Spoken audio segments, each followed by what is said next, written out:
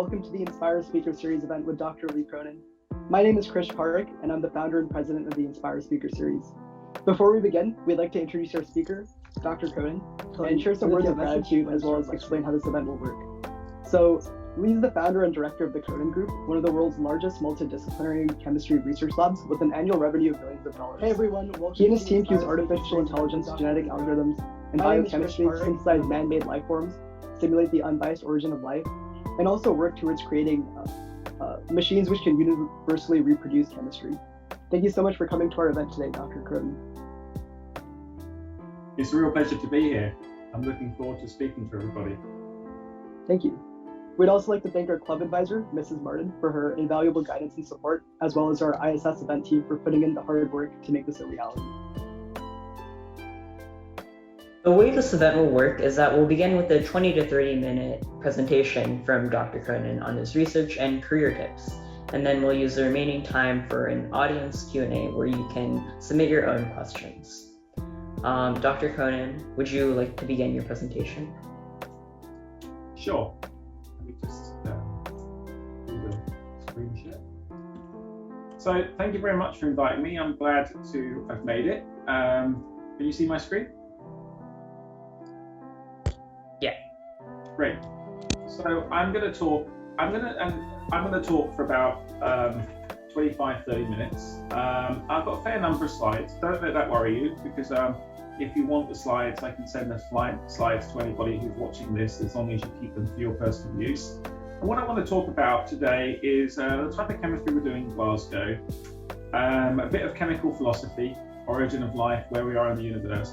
But really, the thing I want to talk about today is how you can control chemistry and matter, and how I kind of got on that path. So I think the most important thing that I want to kind of install, if you like, or ask you guys is, you know, what do you think? Do you like chemistry? Does chemistry seem scary?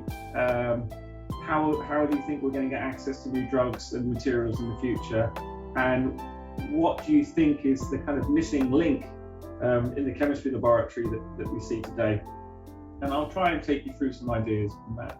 So my talk is called Digital Chemistry and Drugs on Demand using 3D printing, but it's a bit more than that. But it's really about how I got into this entire area of controlling and building robots to do chemistry. But a little bit about my group first, the mission of my lab. So my lab is we want to do a kind of four things. We want to make inorganic life, that is, develop new life forms based on non-carbon building blocks. We realized that when we were starting on that quest that manual labor was too much. There was too much labor to be done to do it manually. We realized that we had to start to think about how we could digitize chemistry.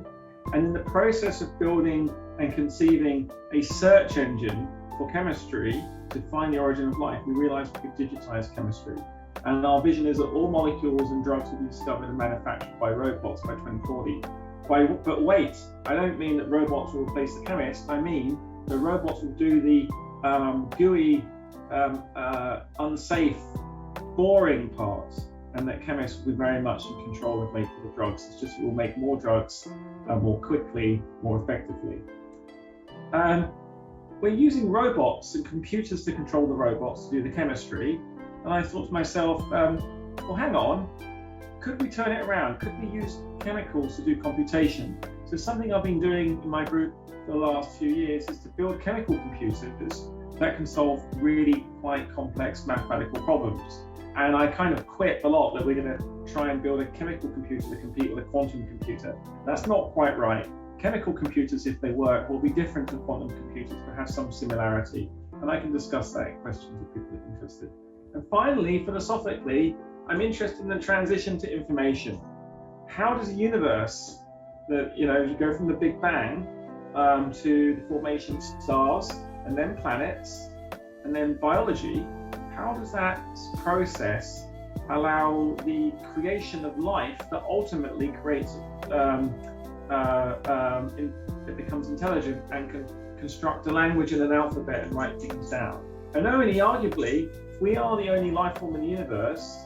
When humans first started to write things down, that was when really we became information processing in an abstract sense. So that's a really interesting question. And of course, we're not the only life in the universe.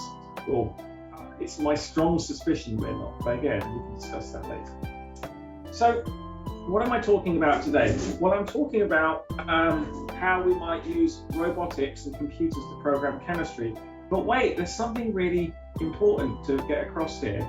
It's not just about taking a chemical, a robot and making it do chemistry. There's something that we need to think about. And the reason for this is that if you think about the internet revolution, what has powered the internet revolution has been obviously the physical infrastructure, and then the ability to code, and also now with the Internet of Things, we've got access to microcontrollers everywhere. So that has really enabled us to explode and build lots of devices, and 3D printers are a really good example. But the problem with chemistry is it hasn't changed in 200 years. We look at the top left here. By the way, may I just ask, can you see my movies running okay? Yes, we can. Thank you. So chemistry hasn't changed much in 200 years, but yet the vision for chemistry, that's the top left corner. But my laboratory, here's an example, the top right corner of a network of chemical reactors, the first chemical internet, if you like. And in the bottom, the center, a microfluidic device we're building. And then on the left-hand side, this idea of having a 3D printer for chemistry. And then on the right-hand side is a production plant that a pharmaceutical industry will be using for packaging pills. So why must we digitize chemistry? Well, I'm pretty sure all of you watching this are too young to have this problem, but maybe some older individuals who can remember back to when Windows was transitioning will remember that when the computer used to fail with the hardware, you would get this blue screen, and the blue screen of death from Microsoft would be basically there is a failing in your hardware or incompatibility. In fact, the blue screen was normally an incompatibility. A sound card or a video card or some other object that's inserted in computers wasn't recognized. Well, this happens in the chemistry lab every day. When people try and do chemistry, there is a problem. System error has occurred. The reaction is not reproducible in your lab. And this slide here is kind of a joke on that blue screen to say that you don't have universality, therefore you need to change the way we do chemistry. And so what I wanted to think about when I was coming up with this idea is, are molecules programmable? Is it possible to write down code to make molecules? Now this movie here is showing the assembly of a molecule called Taxol. Taxol just happens to be one of the most interesting natural products. It's made as what's called a secondary metabolite in a Pacific yew tree. I think it's found in the bark, and this molecule has 47 carbon atoms, 51 hydrogen atoms, 1 nitrogen, 14 oxygens. Its molecular weight is 853.33 grams per mole. And this is a very complicated molecule made by biology as a kind of result of its metabolism. And this molecule also happens to be very good at stopping development of blood vessels next to cancerous tumors. So this molecule is very, very good if you have a tumor that's growing, of starving that tumor and stopping blood vessels forming. So what it's able to do is to literally cure cancer in some people. So there is a need for new molecules. Now this is where I'm going to speed up a lot in my talk. Please don't let it worry you. I just want to, I think, having time to have questions and talk about, let you ask me about, career choices. Why am I a scientist? What is it like?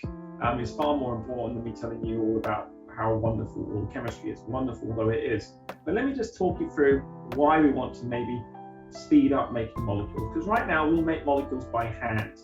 Problem is that chemical space is vast, right? And when I say here less than 0.00001% is searched, that is actually a lie. It's an exaggeration, okay? The amount of chemical space that's been searched is so small. We've made literally 200 million molecules that are well characterized, maybe a billion that's not so well characterized, but literally there are 10 to the 60 possible molecules at low molecular weight. Chemical hardware is expensive, chemical databases are very specific, chemical synthesis and discovery is very hard. So we really want to think about how we can make it easier and quicker. And so a few years ago, I imagined that I could get a 3D printer, and I wondered if I could get a 3D printer to basically also print a test tube and also use the carriage that prints the test tube also as a pipette to add in chemicals into that test tube and do a reaction. And because I understood where that test tube was in my 3D printer, I knew the coordinates, I could use that as a kind of code.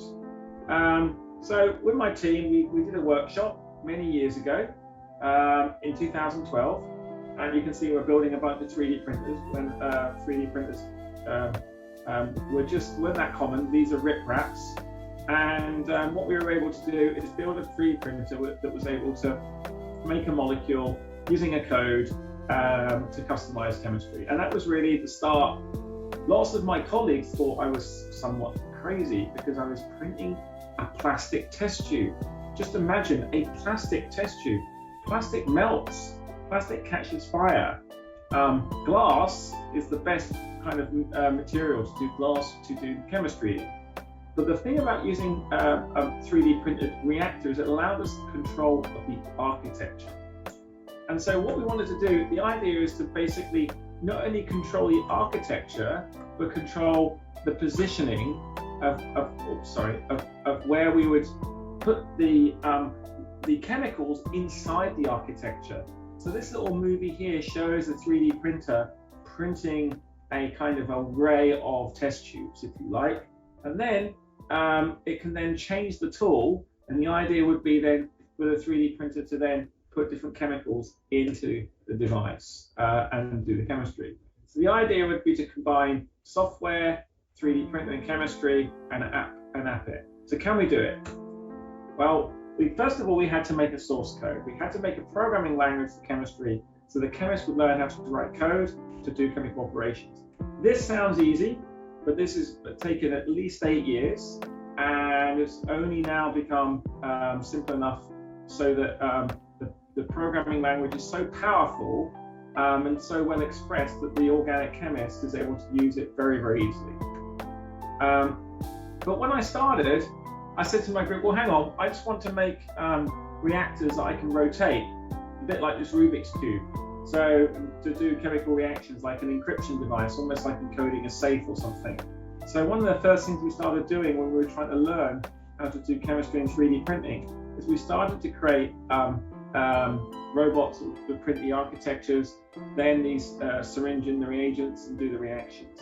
Now, this is a bit fast, this is slightly confusing, don't worry, it will become all will become clear in the next 5 or 6 minutes.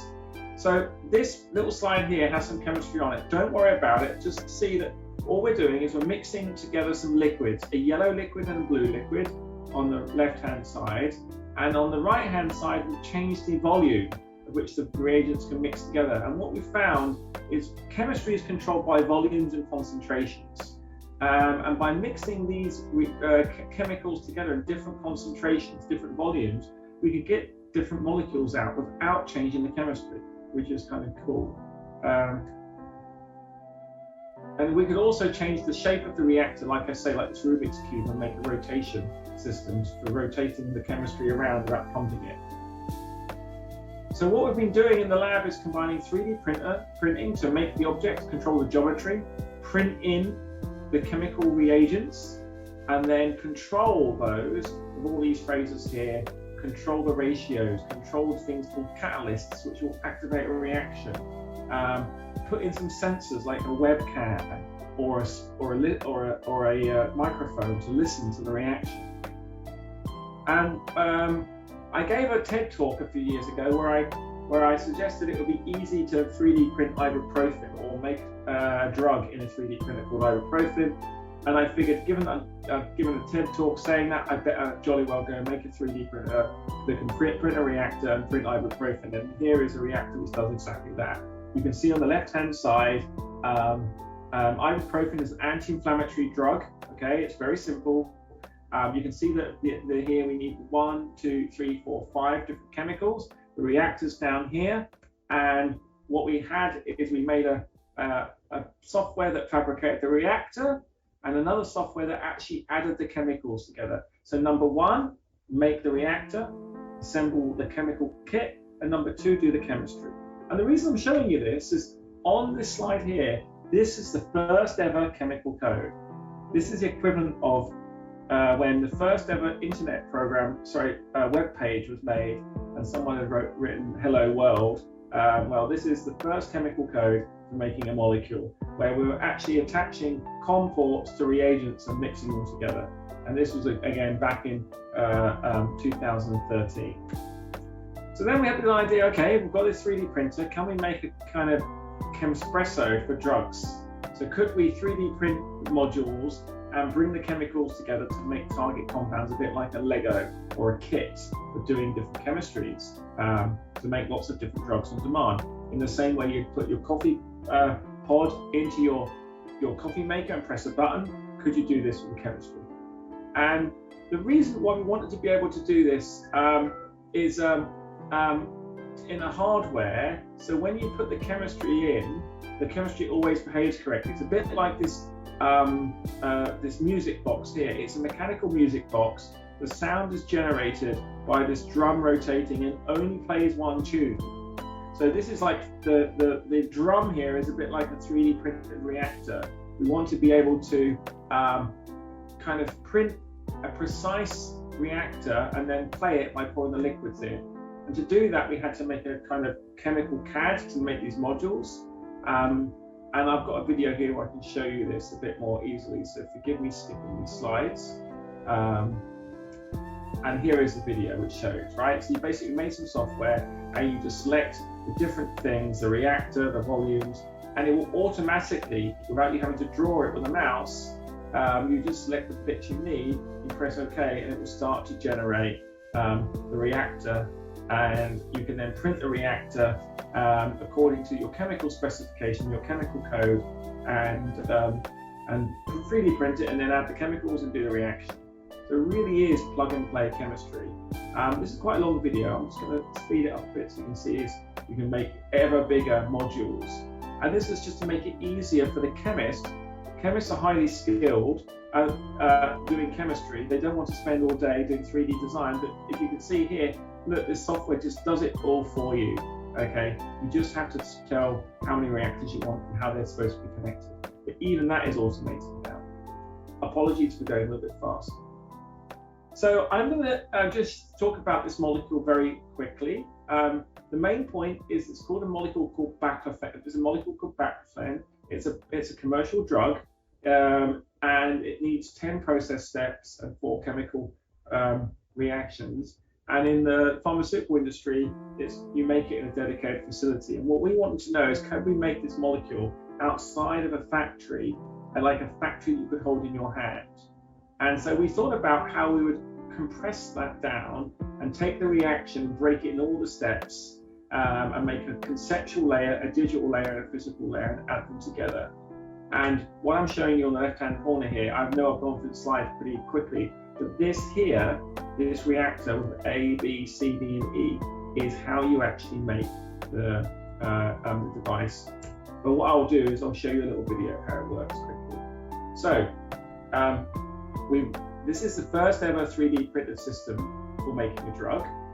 This video shows how it works. So you put in the first chemical, evaporate, add in a salt, add in another chemical, transfer it from one flask to the other flask internally. So it's all sealed. Keep adding chemicals in order, just like you would basically make a flat pack piece of furniture. And because there's only one option, it's very reliable. And then at the end, you make your material. So that's the idea. Okay, how to do it in practice. First of all, we 3D print the reactor. Then we add in the filters.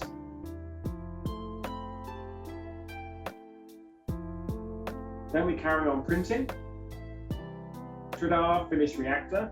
We then add in the inputs, the loo lock, so we can just make sure that we can put all the chemicals in properly. And so then what you can see now is the chemist doing each of the steps. And it's so simple because you're just literally adding things, like it's like a do-it-yourself jigsaw puzzle. You can see, although the chemist is doing it in the proper conditions because they're professional, wearing gloves, it's really very simple.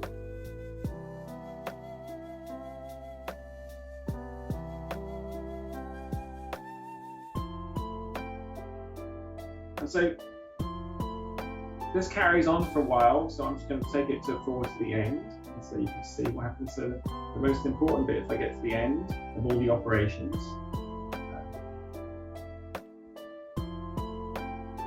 this there.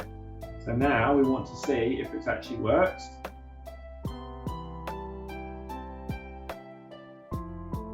You can see it's the small amount of the material which is the actual drug, and it's 99.9% pure. I wouldn't take it myself, but it's a proof of principle. So why bother do this? Well, it's a bit like a printing press, right? When the printing press was a revolution, but books went out of print and drugs go out of production. But now no books can go out of print because you just have the electronic copy. So we wondered if we could turn a reactor, a big chemical plant, into a reactor and 3D print it that way. So I think that I'm going to skip these slides here because I think what we want to do is, is go on to what I'm going to do is I'm going to take 2 minutes to talk to you about the next level of the robot, and then we'll come back round to the robot you might take to Mars. So what I've just said a moment ago is that you can 3D print reactors and do chemistry in them with a code. So you can do the chemistry in there. What can we do to help chemists in the research laboratory and in pharmaceutical companies exploring chemical space? Well, I came up with a new idea called the chemical processing unit, CPU, or the ChemPU. And just like a normal digital computer, I realized that the chemical computer I built, or the computer, does a thing called computation. And computation is to chemistry what computation is to mathematics. In that computation is the act of taking a code and some input chemicals and precisely making the molecule you want every time reliably, without any intervention. So if the molecule was known, you could make it. And so what I needed to invent this, I needed to make a slightly bigger type of robot, which doesn't use 3D printing now, but uses glassware like a normal chemist. And this video here shows the glassware being assembled and us getting our finished robot. And the idea is we were able to take this code and program one robot now. So one robot to make lots of different molecules. And in this case, we were able to make 3 drugs in one robot without changing the hardware. Nitol, rafinamide, and sildenafil. And that's, I think, a very important process. You can see here the reaction occurring in the center. Here, where you can see the yellow stuff in the bottom, all the pumps are working, all computer controlled. The reaction's now being finished, and now we're going to be separating the material. And what we now do is go through a process of purification steps to extract the desired molecule that we want to make it nice and pure and clean so we can carry on doing the reaction. But see in the video here that everything is totally automated. There are no hands in this video. The chemist is in another room watching this using a webcam.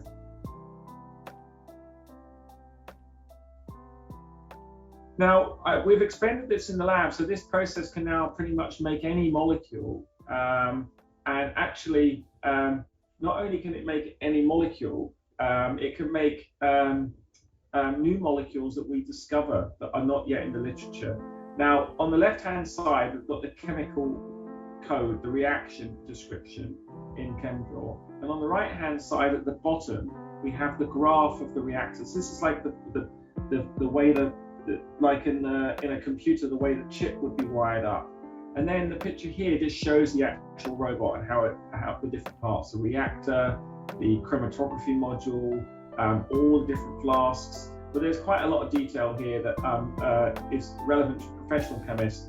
But I think for you guys, although I could explain it and you would understand it, it's probably a lot of information to cram into 30 minutes. So I apologize. So the idea is really we want to get to this molecular material fabricator. And what we want to be able to do now is combine our 3D printing and our computer. Can we do it? Could we make a concept where we could have an automatic system that would basically allow us to make any molecule in a portable format, whether we were at Antarctica or Mars, or whether we needed an unstable molecule in a hospital. So the problem is that drugs are made at few locations. It's difficult to move them around sometimes, and they're subject to all sorts of problems. You've already seen the concept of making a 3D printed reactor. That was in the first part of this talk. And then one of the things we wanted to try and do is now say, you saw the person in the film who did it all by hand, but what if we could make a robot that could now fuse with the 3D printed reactor and do all the reactions automatically? And this is the system that we're working on building right now, okay? And this is with funding that we have from DARPA, and also we have funding from the EPSRC. And the idea is to make this dream robot that can make any molecule safely, on demand from a code, and understand. And you've already seen this part of the movie before, where we actually go through all the different steps of making baclofen. So I will skip that.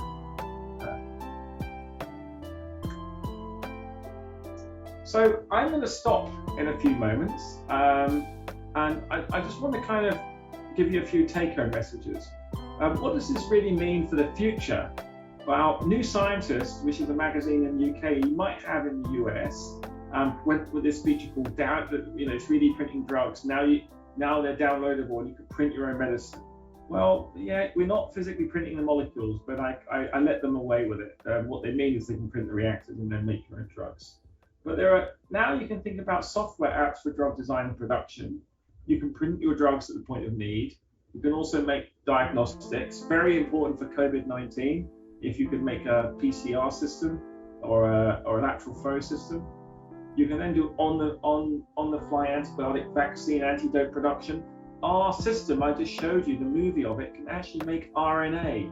RNA is a key component in most of the COVID-19 vaccine. So yes, our robot can make the COVID-19 vaccine very slowly, but it could make it.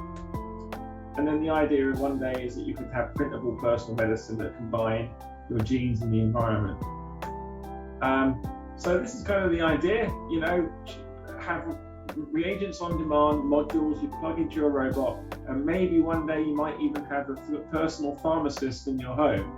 I admit we are some way away from that, and I wouldn't encourage people to be making their own drugs at home, in their garage, or anywhere for that matter. Right now, the only safe place to get medicine is from a certified store, pharmacy, and obviously all these things are regulated very heavily by the FDA, because you have to keep them safe.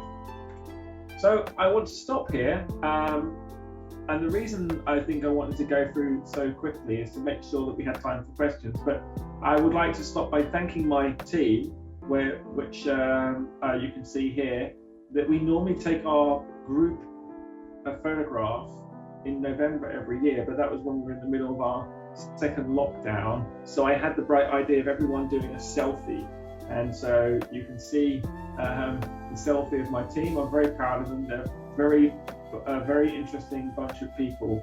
They're not just chemists, they're computer scientists, mathematicians, engineers, software programmers, physicists.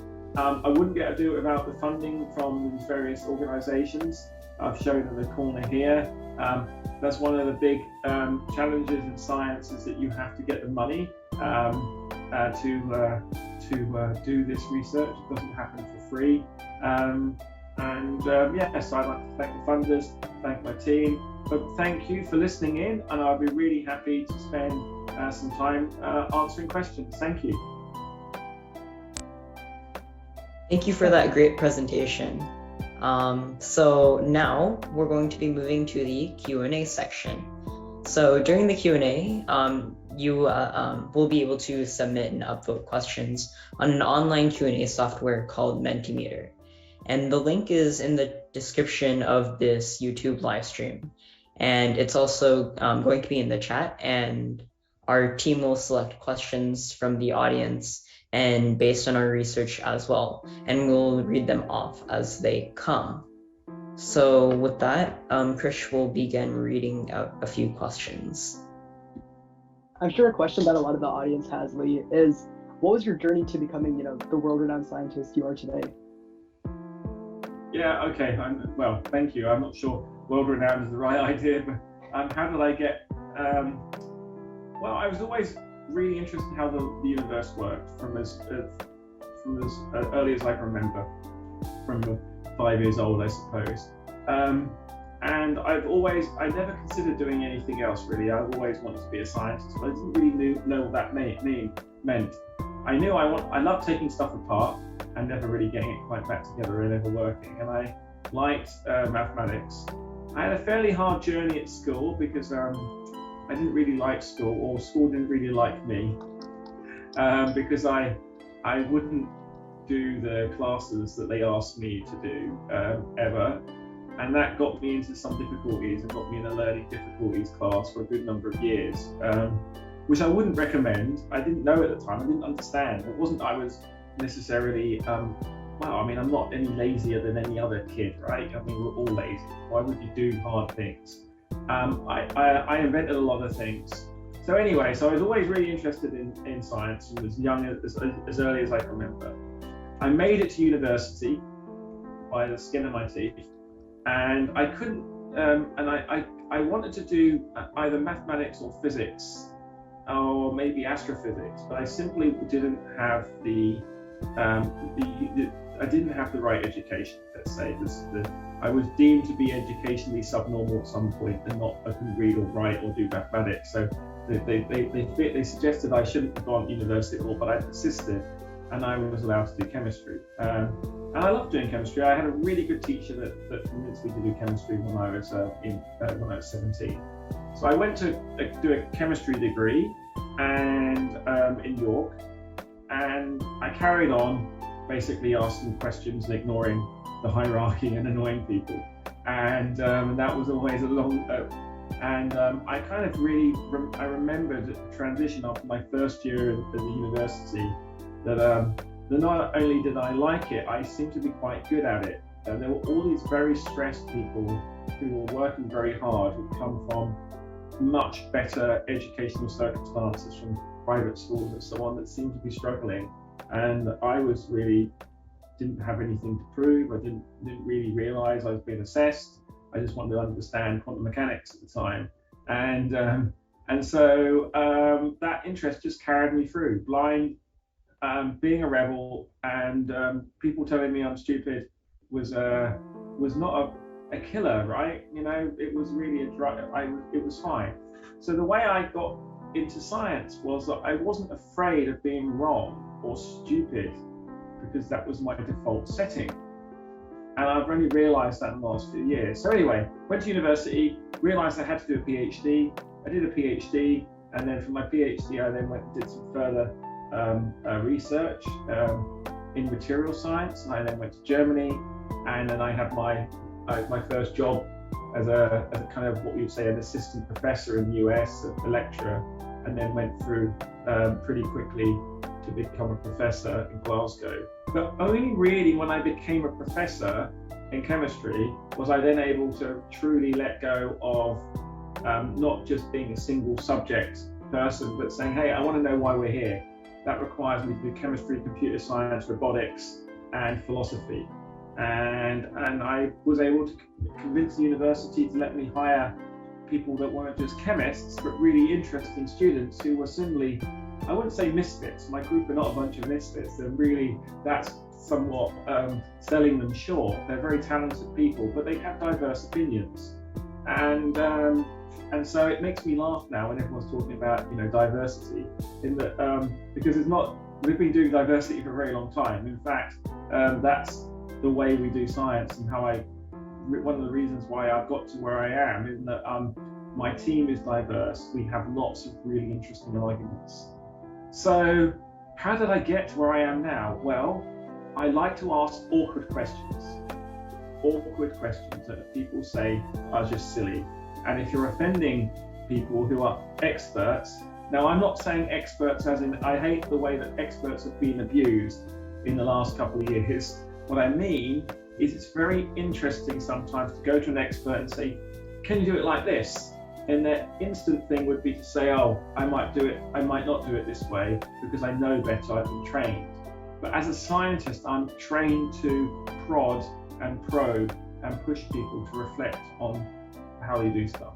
That's a very long answer, a very short question. I'll stop there and allow you to ask more, and we can circle around if you want to.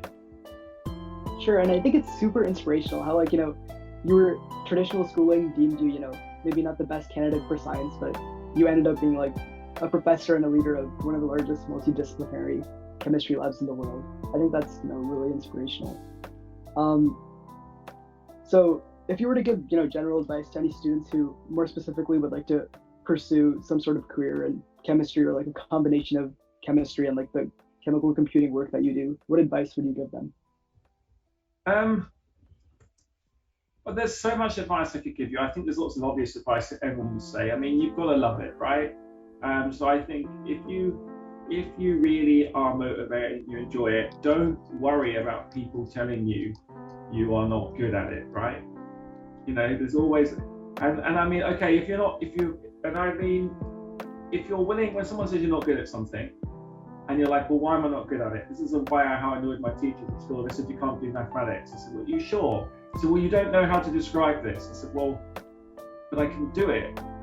I don't know how I'm able to do it, but I can do it. And this goes back to how I taught myself mathematics and didn't really realize it. So I think the most important thing is to really love it, or really be curious.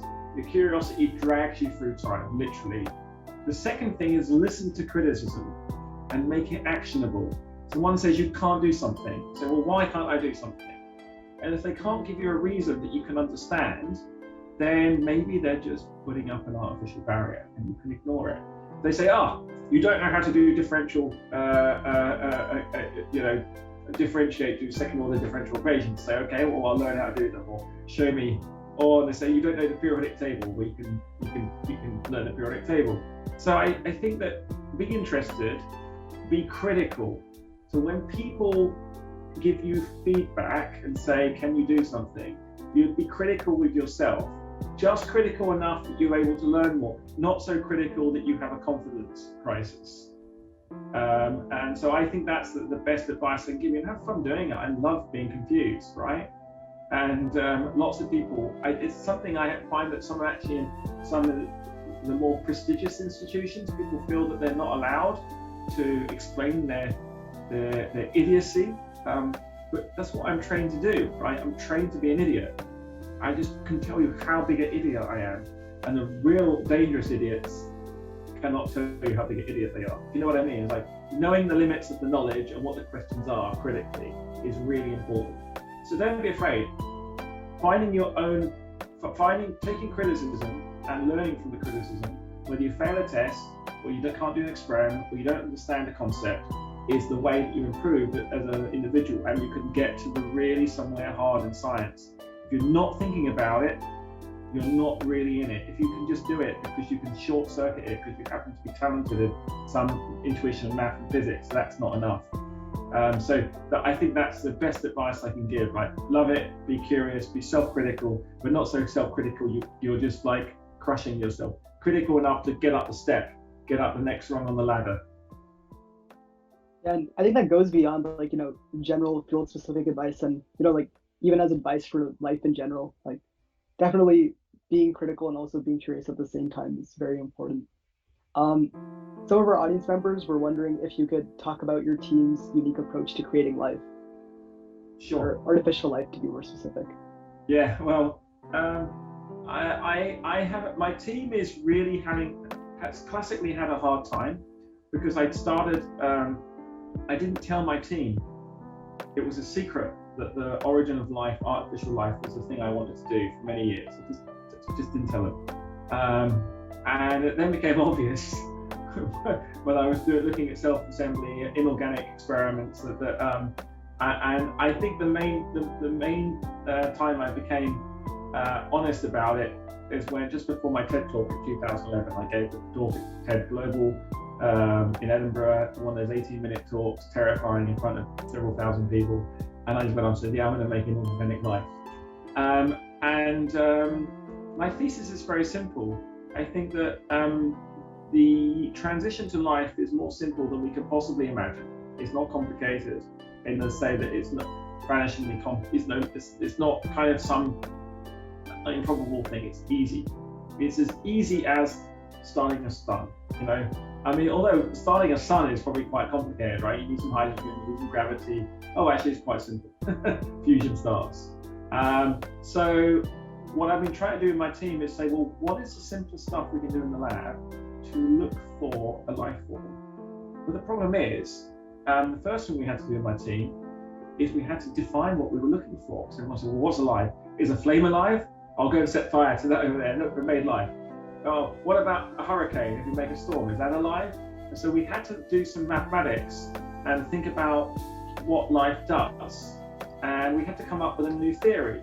And so, to put very simply, if you think about the standard model of physics, right, the way that we discovered a thing called the Higgs boson. Higgs boson is associated with the force of gravity. There must be a particle. So the way this worked is the physicists worked out this thing called the standard model. They then went from standard model, were able to simulate what energy the Higgs boson comes at. They then designed the Large Hadron Collider at CERN, and they then went and did the experiments and found the absorbance. So my problem is like, okay, we want to know what we're looking for. We're looking for life. And what is life? It forced me to define life in the following way: to say living systems create objects that are more complex to conform randomly without information genetics, right? It's quite a hard concept. So basically, life makes things like iPhones or watches or other bit complex molecules. And as a chemist, I realized there's a threshold in complexity that life can pass. So we suddenly knew that. So we had a theory for life. Then we were able to make a detector, okay, and simulate it. And right now we've got the machines running in the lab. And what we're doing is we're literally doing chemistry in these model earths, if you like, mixing in organic sand, mixing some organic material, very simple oil, water, salt, and what we're looking for is complex molecules to start coming. And when we find complex molecules, we know we've made a life form. That's it compressed, super compressed into a few sentences. It will work. We will make a life form. Or I don't know if I will, but someone from my team will one day, I'm pretty sure. That's crazy to think that, you guys are looking into creating like new forms of life that, haven't been made by biology. One of the audience questions we got was, going back to your chemical synthesis and asking, how is the automatic chemical synthesis robot improved upon traditional methods of chemical production, and how will it change the world? Yeah, it will change the world. I didn't realize. I've been trying to explain for years, right? In that, one of the problems I have it sounds like the kind of ideas I've been having. I've probably only ever had one idea, right? This is the thing I'm realizing. So I've had one idea lots of different ways. When I was about, I don't know the exact age, I got my first computer when I was 9, I think it was the x81. Before that, I tried to build my own computer by ripping apart all the electronics in the house, such as it was, and to build what's called a state machine. So basically, I wanted to build myself a mini state machine, which was a machine I could put in a little program, and then I could put information into that, and it would do operations like basically an electronic calculator. I wanted to make my own electronic calculator, so I tried to do that, and I learned how to build a computer. And then my father got me this computer, and I was really dissatisfied with it. Just had basic. When I took it apart, I couldn't really do much with it. It was just one chip and a few other bits. I really couldn't see into the chip. So I kept designing my own computers on paper, big pieces of paper with tracing paper all over them to move things around on shift registers around and so on. And so when I became a chemist, that kind of childhood memories, and then what I did. I got me remembering, it's like, well, why does chemistry not always work? You go in the lab and you do a reaction, and sometimes the reaction works, sometimes it fails. Why is that? Well, it simply comes down to the fact that chemists don't record their information unambiguously. Imagine, I'm sure some guys listening, some of you write code. So I'm sure when you write code, you write some code and you expect it to work, it doesn't work, you might debug it. But once you've debugged it and you comment it properly, other people will read your code and hopefully use it again. And the problem with chemistry is with that debugging and coding process, what isn't done uniformly, it's ambiguous. So, what I've developed is the concept of computation. Computation, let me define computation first, because this is not a BS term, it's a real term, and I only realized that I could put it in words just a few weeks ago. Computation is the process by which you can take a program, put in some information, and that program will run and give you an outcome. And that outcome will be reliable, it will work every time, irrespective of the hardware. So it's a bit like making an electronic calculator and running a program on that calculator and getting the answer. So by analogy, I wanted to do a thing called computation, where I take the code to make my molecule, and I take the input chemicals, and then on any qualified hardware, the computation runs and you get the molecule out at the end without any problems, provided the hardware doesn't fail and the chemical is pure. And the reason why that's going to change the world is lots of the chemical literature, although it works, is not reliable. The chemist has to basically invent some knowledge from their training. It's not explicitly declared. The software I'm writing explicitly declares everything. Because as I always keep telling my group, chemistry is not magic. And the culture of chemistry in some areas was to not quite put everything in literature. And why was that? Well, people made assumptions that everyone knew what to do there. Or some people want to hide so they couldn't follow the team, so they could publish the paper but not be held accountable, right? So what I think is going to happen now is that I'm going to make a chemistry Spotify, or maybe a open database of molecules that people can download the code, and it will work on your robot every time. And think about the collaboration, just the way we'll do drug discovery or make new materials. And I think that's why it's going to change the world. Would you also see this sort of collaboration and open source helping like underprivileged nations? Because I know that like there are only a handful of few like very big capable like pharma companies that can actually manufacture these drugs. Yeah, I mean, let's not just talk about poor nations, but I think there's a case, right? There is certainly a case. Well, let's talk about poor nations for one second. One of the problems we have in the world right now, in the way the pharmaceutical industry works, is to discover a new drug, put it on patent, build a facility, churn out that drug for patent. It's very expensive. But there are a lot of other drugs out there which aren't manufactured anymore and which are basically free. So one of the things you could have if you have better digital standards is that anyone can then access those patents that are now free, and as long as they're done safely, you can give people in the world access to drugs. So I think that's a very worthy aim, one thing I'd like to help happen. But another thing that I think is as important, if not more important, is if we have more reliable chemistry, and all the chemistry labs in the world, even the university labs, could contribute to that search, it'll just bring the cost of discovery down. And if the cost comes down, the number of drugs that we'll make and the way that we will have robustness in the logistics will increase access. And that's just, so chemistry is kind of the next digital frontier, if you like. Right now, all my competitors are doing the wrong thing, which I think is really hilarious. They're using AI to discover molecules. But the reason why they're doing the wrong thing, if you go back to the history of chemistry, there were the alchemists, right? The alchemists were just mixing potions together, turning lead into gold, whatever. But the alchemists didn't know what they were doing. They didn't understand atomic relationships of a periodic table. Only when you had the periodic table and the law of atomic relations could you basically start to make sense of the chemistry. Right now, because chemistry doesn't have a uniform standard code, people doing machine learning are like the alchemists. It's all random. There's no context. They think there is because there's a language, a meta language. They're wrong. But they'll be too late. Before I will be too far. It'll be done. I think it's fascinating how your team has a different approach from what a lot of other chemistry labs are doing, but you guys are making really strong progress. And from your talk, it seems like, the way which you're going for universal chemistry computing seems like the way to go. Some of our audience was also wondering, like, how might a computer differ from like a traditional computer or like a quantum computer? Okay, so that's slightly different. I always mix up all my namings, right, to go up. So in my lab, I'm making computers or ChemPUs that do computation. They are robots that make molecules, right? But we're also making chemical computers, which I didn't talk about today, and that is using chemicals to do computation. And in that case, if the person's asking about that, the difference is the information is then put into the chemical reactions, and we're using the fact you've got molecules doing these reactions in a big volume to basically encode some information.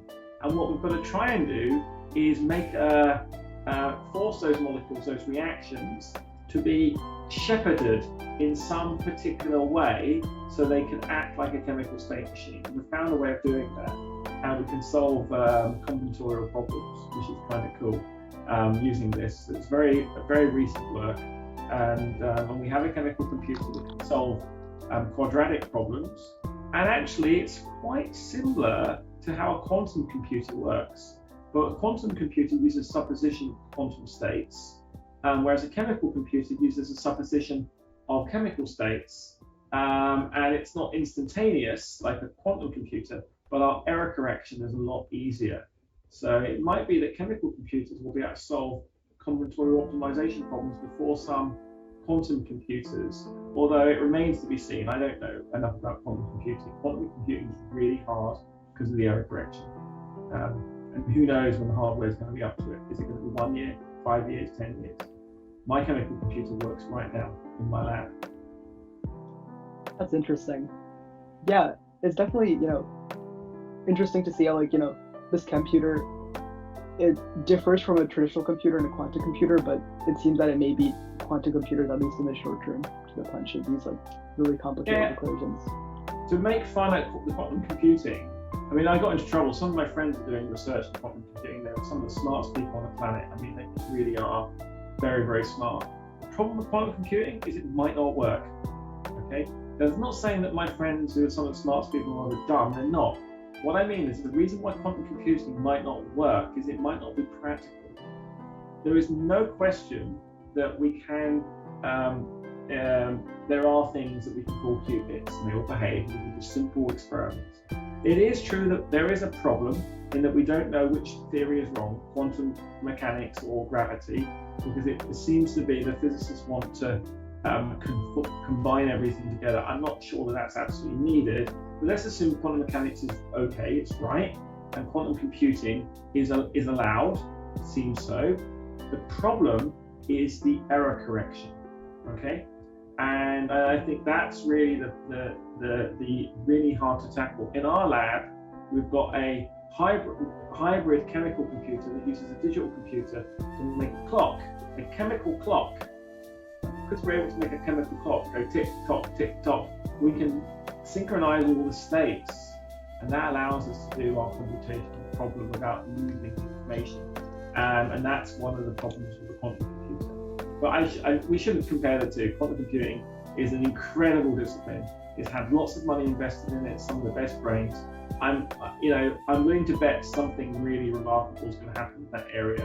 I'm not sure whether it's going to be exactly what we think. And there's lots of people selling snake oil as well in the quantum computing area. And so if you don't understand what they're talking about, then maybe it's not really what we think. Interesting. And then going back to your computer, several people were wondering what language you program in. Could you describe how you created your own programming language and how it works with your robotics? Yeah, so for the computer, the programming language is really about understanding how chemistry works.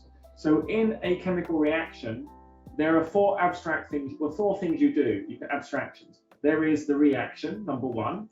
So that is adding the chemicals in the flask and just letting the reaction happen. Number two, there is the workup. So when the reaction finishes, you need to somehow cool it down, maybe reduce the solvent. Number three will be the separation, purification, the isolation. Sorry. So you've got reaction, workup, isolation, And then the final step is the purification, to remove the remaining unprocessed material or side products. So to do that, if you think about it, there's a finite number of unit operations that you could express.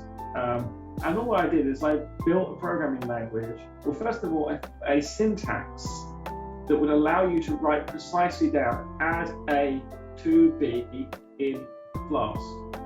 Okay, 1. Wait for 1 hour, then do X, Y, and Z, and declare everything with correct fields associated with those. So that was the first part. So we kind of made a syntax. Then when you got that syntax, we then had to get the hardware to work. And so I actually invented the hardware at the same time I was reinventing the language. In fact, I built the language before I built the final version of the hardware, or not the final version.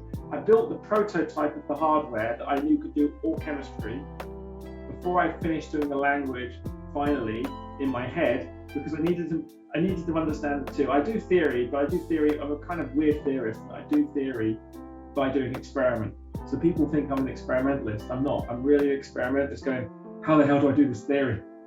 And so I built the theory for the language there. So when I knew what unit operations I needed to do in the computer, I was able to then get my team, work with my team. My team did some real incredible magic there. They made the language about the harmonious. They basically made sure the mapping of the commands and the classes we developed worked, so the unit operations could be precisely expressed. And that's how we kind of built it. And what we're going to be doing in the next few months is we're going to release our language and our standard for free to the entire world, to make sure there are no barriers, to make sure that chemistry starts to become universal forever. Yes, I'm starting a company as well, because of course there is an opportunity there to make chemistry safer for everyone. But what's more important than the company, I think, and me, my ego in this, is to make sure that everybody has a standard way of doing chemistry. So we're literally making an HTML for chemistry, but not only that, we've made a kind of JavaScript as well. I didn't think I'd ever be like, JavaScript, yeah, it's the future, but JavaScript right now, hilarious, it runs the world. Got it. Well, we sure are looking forward to the day when, we'll have universal chemistry, which will allow, all sorts of breakthroughs in drug discovery and other molecules. And thank you so much for coming to the Inspire Speaker Series today, Dr. Cronin. Thanks for having me, and I hope you enjoyed the lecture and the Q&A. Yeah, thank you very much, everyone, for attending our event. And please make sure to check out our website, our Facebook group, and Instagram for more updates on our future speaker events.